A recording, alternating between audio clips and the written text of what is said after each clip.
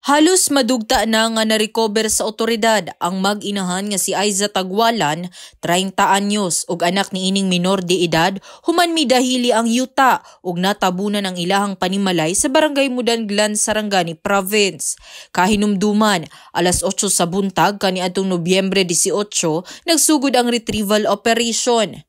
Unang na-recover ang anak ni ini pasado alas 9 sa gabi, dayon ang inahan nga nakitaan alas 11 sa gabi sa susamang adlaw. So ang rescue team nagbaba mga alas 3 na sa buntag nakababa. So sa pagkakaroon, ang duha na nagihaya dito sa ilahang balay. Ana usab sa 20 feet ang katas unsa gikalutan sa clearing operation team, ayha na recover ang mag-inahan.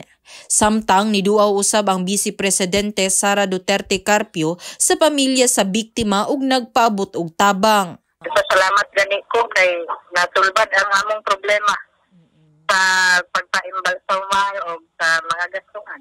Sa pagkakaron gihaya na ang mag-inahan sa panimalay sa kabanay sa biktima sa barangay Mudanglan, Sarangani Province. In the heart of changing lives. Kini si Brigada Liza Labajo sa Brigada News Jansan. Brigada News.